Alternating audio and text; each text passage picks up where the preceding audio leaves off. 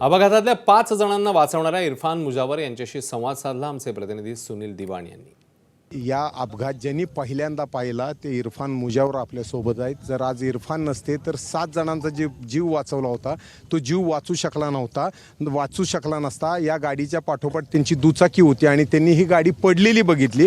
काय झालं आपण त्यांच्या तोंडून ऐकू। खऱ्या अर्थाने पहिले प्रत्यक्षदर्शी आहेत। मला सांग इरफान, काय घडलं होतं? 200 फूट पाठीमागून ही कॅरी डमटम पूर्ण असं वायबल होत आलं गाडी। त्या ड्रायव्हरचं कंट्रोल सुटलं त्या गाडीवरून। कंट्रोल सुटलं तसं आहे ना, गाडी फिरीत गेली गाडी पूर्ण पलटी मारली गाडीने। आता त्यावेळी तुम्ही कुठे होता? मी गाडीच्या पाठीमागच होतो। मी 200 फूट पाठीमागून बघतोय, म्हणजे मला वाटलं ही गाडी आता पलटी होणार आहेच। तर मला वाटलं मोकळ्या जागेत गाडी पलटी होईल, पण गाडी आली तशी डायरेक्ट विहिरीत पलटी मारली।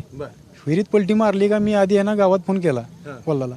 मला जेवढी आहे ती तेवढे, आमचे ऑफिस आहे ना ते टमाट्याचं तरकारीचं, मग तिथून मी मला जेवढी आहे ती तेवढी सगळी घेऊन या म्हणलं। गाडीत एक 10-15 जण आहेत म्हणलं, गाडी पूर्ण फिरीत गेलेली आहे। तर गेल्यानंतर मला 1-2 जण त्यातले जेंट्स होते, ते 2 जण त्यांच्या ती वर आले। तर एक बारकं बाळ 4 वर्षाचं आहे ना, असं उलट होऊन वर आलं। म्हणजे एक 4-5 सेकंदच त्याच्यासाठी, त्याच्या आयुष्यासाठी। मला ती उलट दिसलं का मी ना पहिली उडी त्याच्यापाशी मारली। उडी मारली तशी ते त्याला सपावर घेतला आणि छातीला दाबलं। माझ्या छातीला दाबून पूर्ण पाणी त्याचं पाठीमागं दाबून तोंडातनं काढलं। म्हणजे ती तिथं विहिरीतच त्याला वाचवलं।